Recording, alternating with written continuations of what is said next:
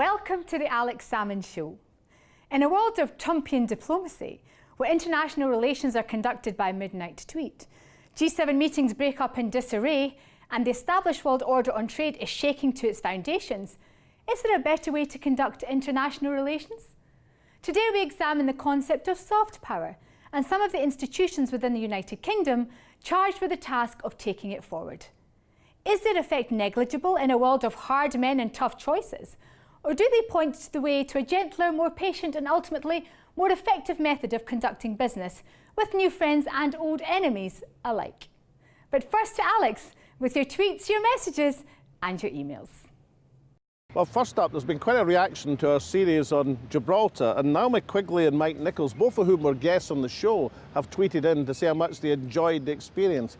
It was interesting, the reaction from Gibraltarians. I mean, I think there was a general view. They were really pleased that at last someone was paying attention to their very particular issues with Brexit. Remember, Gibraltar, a territory which voted 96% to remain in the European Union, but still one, as we saw in our series, which is looking confidently towards the future. And a very solemn view from Stephen Keefe, who reminds us of George Orwell's 1984, and he thinks that's the way the world is heading. Stephen writes, "Three northern hemispheric dictatorial power blocks fighting over the resources of the southern hemisphere. Is our wee land, I mean Scotland, to be in the Eurasia bloc of EU and Russia, or the Oceania bloc, North America and Airstrip 1? Are we to be the northernmost part of that airstrip?" Well, interestingly enough, Stephen, George Orwell wrote his dystopian masterpiece in Scotland, so you may be onto something there. And finally, this week, from Matt, who is talking about the National Security Capability Review, and he's worried that the increased funding for the World Service is basically a state-funded propaganda channel using the Institute of State and Capitalism to push the agenda at the exclusion of all others. Actually, Matt, it was your tweet that gave us inspiration to do this programme on soft power. Now, it's absolutely true that one person's propaganda is another person's information. But as we're trying to deploy in this programme, much of these organisations, including for that matter the BBC World Service, seem to point to a better way to conduct international relations than hard power. I think soft power is fundamentally superior to hard power. The concept of soft power is defined as a persuasive approach to international relations, typically involving the use of economic or cultural influence. In the UK, it is applied through many institutions, some governmental and some, like our great universities, autonomous. Commanding the public scene is DFID, with its impressive developmental budget. However, there are many others stretching from pure parliamentary, such as the Inter-Parliamentary Union, to the state-funded British Council, which promotes educational and cultural links, to hybrid initiatives between government and political parties, such as the Westminster Foundation for Democracy. The work of the British Council can depend on support across the Commons. Here is an example of the government's own backbenchers pressing the case. Thank you, Mr. Speaker. I welcome the very significant contribution made by the British Council to projecting British values overseas, and regularly witness this on my visits to Asia and the Pacific. Given the importance of the British Council when it comes to our soft power, what are the implications of possible cuts in funding, in non-ODA funding to the Council's work, and how might these affect the government plans for a global Britain? May I thank my honourable friend for his question. As part of our vision for a global Britain, we want a properly funded and effective council that projects those British values right across the world. I believe that the council will continue to deliver activity in non-ODA countries through the income generated from other sources, such as its commercial income. And from both chambers, soft power has strong supporters and advocates. Alex spoke first to prominent crossbencher Baroness Uden from the House of Lords, and then to Dr Lisa Cameron, the Member of Parliament for East Kilbride, Straven and Les Mahago. Now, I'm delighted to be joined by Baroness Uden herself, one of the foremost exponents in the House of Lords about these organisations which are generally thought to constitute soft power. How do you rate their importance, Baroness Uden? I think that organizations, for example, British Council, but many of the organizations that are working internationally in different parts of the world makes our work much more easy, and they set the space for greater understanding and I think more cooperation. Now, if we think about the recent Commonwealth Conference, it was very unusual because it became a almost a lightning conductor, so that Britain started to see itself as some of the other Commonwealth countries were seeing because of the hostile environment policy and the Windrush generation, and public policy in the UK had to be changed as a result. Do you think that was a beneficial process for public policymakers in the UK? Certainly, I think that it worked towards changing and enabling a climate where more honourable discussion could take place and put aside some of our difficult years as colonisers. I think that I can say that safely. In one of the debates in the Lords, I actually said, and I highlighted, our Foreign Secretary's lack of diplomacy when he mentioned in a meeting that, it may be seen as, or it should be colonisation number 2 or whatever. It's disgraceful. So I think we had to do quite a lot of work, and some of these international organizations had to make, do with what he had said as president, to say, no, we have long history in many countries in the world, and we have an important place for us. The world is very small now, it's a global world, and we need to work together. So your argument would be that that sort of soft diplomacy is rather more effective than the sharp and sometimes unfortunate phrase? I think it's more significant than phrase. Historically, we've been used to working in such a way that we have this government-to-government relationship, and then we've set out organizations like Commonwealth Parliament Association, the British Council, some of the large NGOs to do the soft power bit, but we've never recognized them in the public. So, whenever in debates or in the public arena, we're all too quick to criticize these organizations, saying they're not accountable. When we really mean is that they have made sure the government work becomes absolutely integrated in what they do.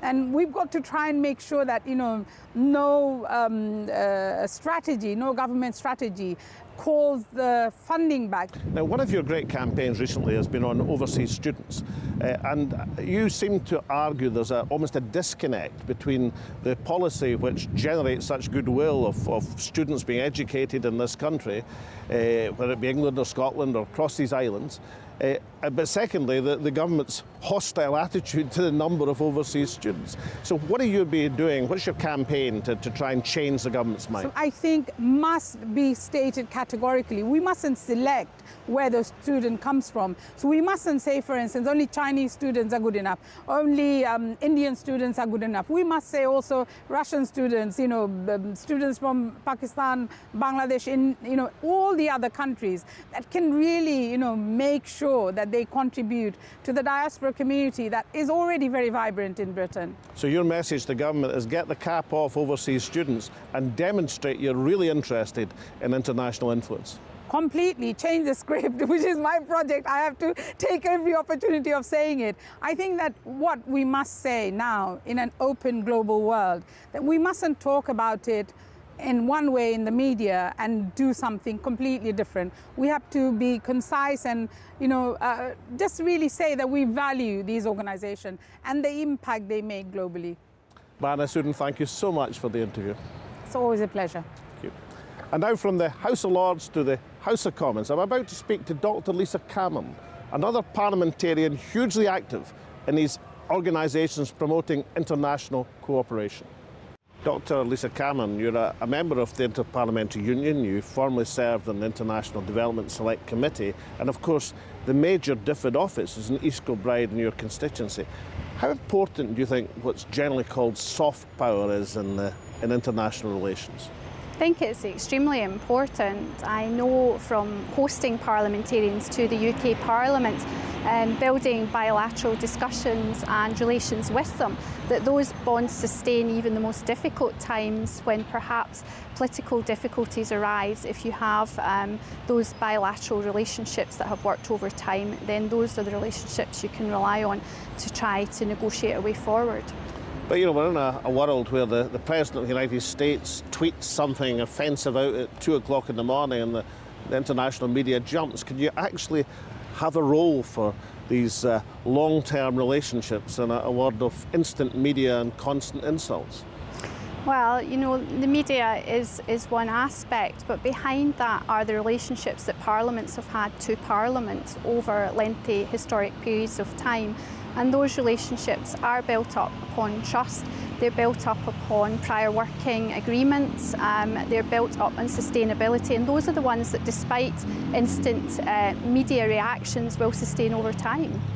See, when you're approaching the Commonwealth countries, when so many of them, for example, still have what we would think of as repressive legislation on gay rights, is that subjects that you are able to discuss openly, or are they sort of kept off bounds in case people take offence?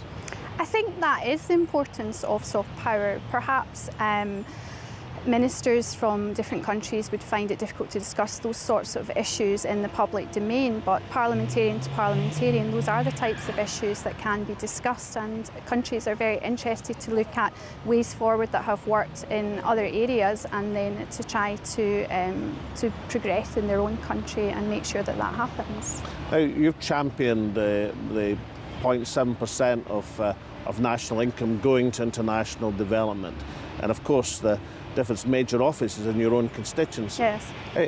And you're a regular participant in the different programmes. I know a great deal about it. I mean, can you point to, because this part is often challenged, the real effect of these development programmes? My constituents are very supportive of DFID. It's in the constituency, but not just because it's in the constituency. We know that it's doing such valuable work internationally. Getting disabled children into school and seeing the smile on their faces is worthwhile, and that would tug on the heartstrings of any constituent across the United Kingdom. Despite a pretty energetic tabloid press campaign against international development budget, is still being sustained at the present moment. Are you confident that the cross-party support for it will be enough to maintain that position? The aid budget is important. It's important in terms of eradicating poverty, but that's extremely important in terms of stability in the world. If we can try to create stability, jobs and livelihoods for people in other countries, then issues such as migration, etc. are lessened, and those are issues that the government also is prioritising. And do you ever feel the urge to, as you champion the cause of soft power and soft influence, to stand up and say, well, look, just stop shouting at each other and start discussing over the long term? Can you see a change in the environment which will underpin the advantages of these long-term relationships? Yeah, I mean, it can be frustrating at times when people take very polarised positions, because you know that the way forward is the middle path often. But as a psychologist, standing up and shouting at people doesn't often bring them to your own type of thinking. So it is about reasoning, it is about getting people on side, and it's about pragmatism, I think, going forward. And as a psychologist, do you ever feel like tweeting back to the President of the United States? No, I haven't thought about tweeting back to the President of the United States. As a psychologist, I think I'm quite concerned, though, about the level of abuse and trolling that female, in particular, parliamentarians have in the UK, and actually we've done some work on that through the Interparliamentary Union as well, and Westminster Foundation for Democracy. And you'll continue to champion the cause of soft power?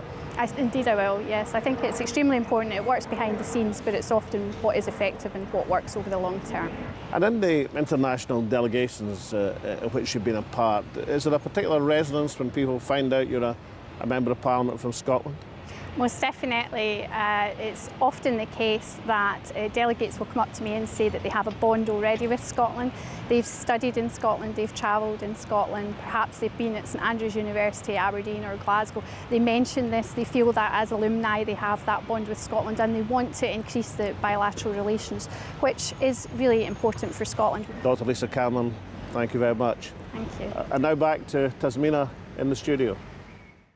Coming up after the break, we look from the theory of soft power to the practice, and specifically at how these initiatives have impacted on the key Commonwealth country of Pakistan, as we speak to Ali Imran and Zara Shah. We'll see you then.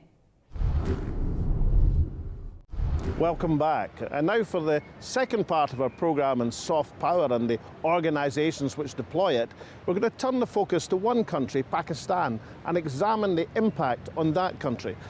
I'm speaking to Ali Imran, who's worked for both the British Council and the Westminster Foundation for Democracy. Ali Imran, you worked for a number of years as the country officer of the Westminster Foundation for Democracy. What was the main area of your work? Alex, first of all, thank you very much for inviting to the show. My work with Westminster Foundation for Democracy was more focused on supporting and strengthening parliamentary performances in Pakistan and linking Pakistani Parliament with UK Parliament and UK Scottish Parliament. We were working in a number of countries, and we have been linking those parliamentary experiences between Pakistani Parliament and those Parliament. I'm a former board member of the Westminster Foundation.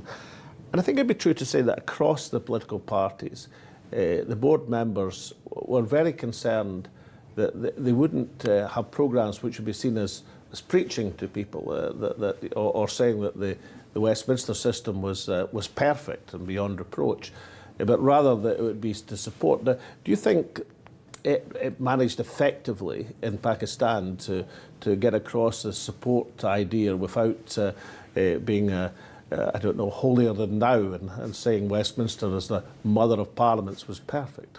Westminster Foundation's experience in working in Pakistan, it was more like widely receptive because Pakistan shares the same Commonwealth and Westminster parliamentary democracy system.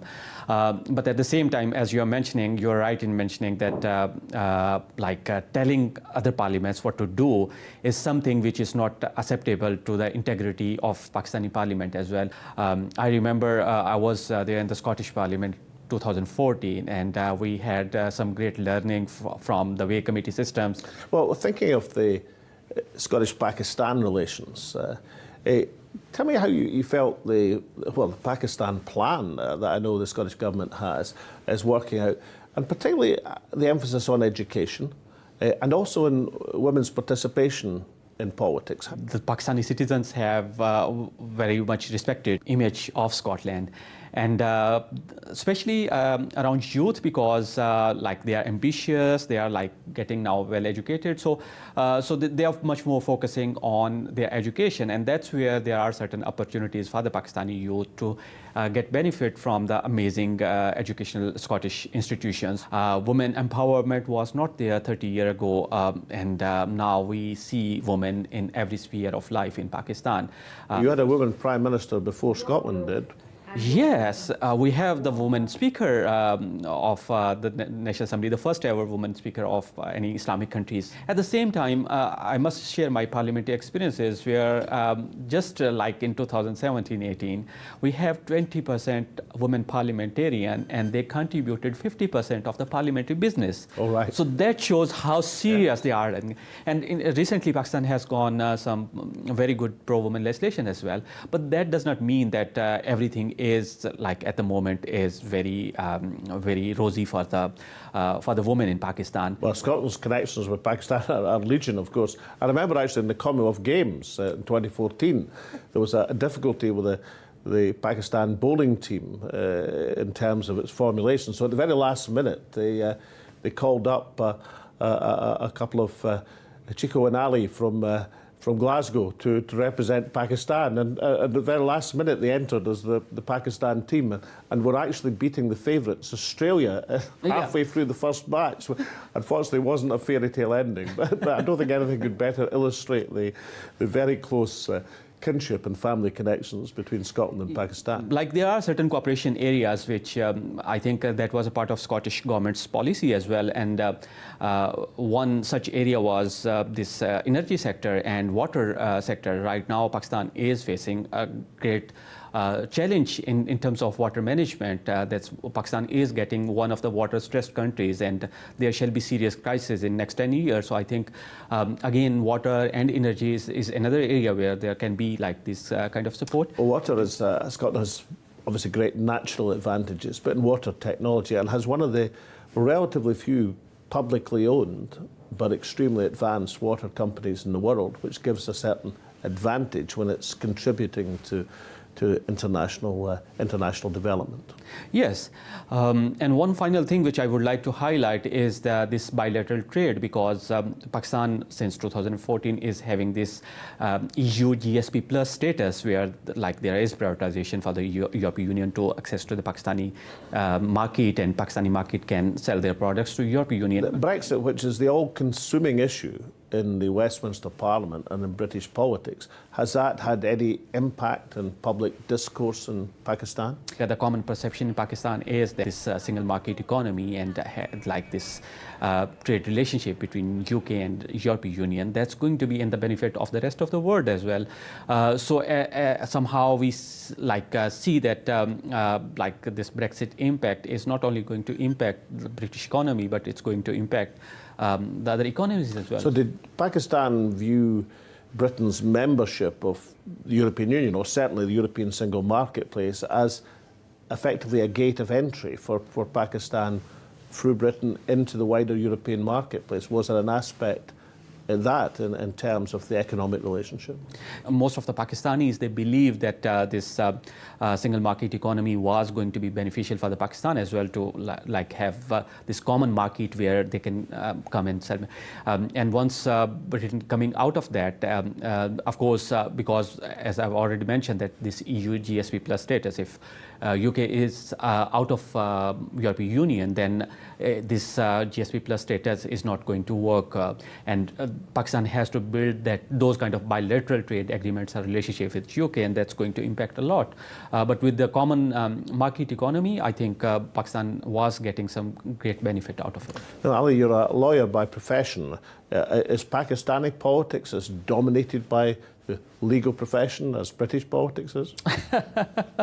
Yes, we have some great lawyers who are working in the parliament. So yes, it's not dominated, but yes, there are certain great lawyers who are there in the parliament and in the key government positions. So yeah. Well, we won't say whether that's a good or a bad thing. Ali Imran, thank you so much for the interview. Just before you go, I want to present you with a quaich, which is the Scots Gaelic for a loving cup. Now, you know the drill. Usually, traditionally in Scotland, it's whiskey and the quaich and round, but other softer drinks are available. Could be Iron Brew, could even be Diet Coke. But for many thanks indeed for the interview, please. Well, thank you very much, Alex. Thank you, Ali. Thank you. Thank you. Soft power, of course, can be used in a number of ways, not least in relation to engaging with the many and varied diaspora that exist across these islands. I'm delighted to be joined by Zara Shah, the Chief Executive Officer and Trustee of the British Pakistan Foundation. Welcome to the Alex Salmond Show. Thank you for having me. Tell us a bit about the British Pakistan Foundation. So the British Pakistan Foundation is a social enterprise. It's a non-profit, secular, bipartisan community building platform that was founded in 2010 that provides an opportunity to professionally develop and support entrepreneurship amongst the over 1.5 million British Pakistanis in the UK. So of course the Pakistanis are spread well across the UK, many in Scotland, and all contributing extremely well to the economy. Do you find that the setting up of this foundation, of which has many supporters, has engaged British overseas Pakistanis who have come here with the wider Indigenous community as well? I would say it has. The one way we have done it through creating professional forums, such as for law, medicine, finance, entrepreneurs, and by offering mentoring and internships and opportunities for people to network, interact, not with just members of the British Pakistani community, but the wider community, and kind of share and celebrate the best of their culture. Do you find that the British Pakistan Foundation has a role to play in engaging soft power? Definitely, because we have influence within the diaspora and also through the diaspora in Pakistan as well. We work closely with the Pakistan High Commission, and we've been working closely in supporting the UK government, both the Foreign Office and the Commonwealth Summit, the UK Department of Trade, the Home Office Building Stronger Britain Together programme, and the Department of Communities and Local Government. And a number of your projects took my interest. One was in relation to women and young people. Tell us a bit about that. So under the women's programme, we have various initiatives. We ran a leadership program in London. The first workshop focused on communication and assertiveness skills. What we discovered is a lot of British Pakistani and BME women from the ethnic minority background. There's a bit of a conflict within their own cultural upbringing, which kind of teaches them to be more, sometimes subservient. And in the workplace, they're meant to be very assertive. So there were some cultural barriers there that women faced.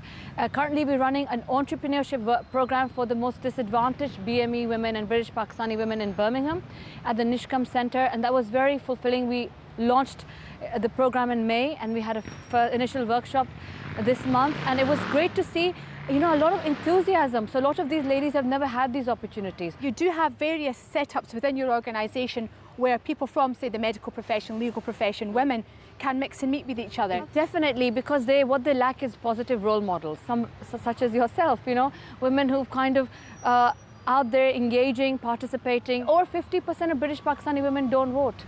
So it's very important for them to understand their role and how they can have a say in, you know, shaping the political future right now, especially with Brexit and all of these, you know, challenges that we are facing. Now, of course, you have the support of the UK government, the Home Office in your endeavours, and the Pakistan High Commission, which is excellent.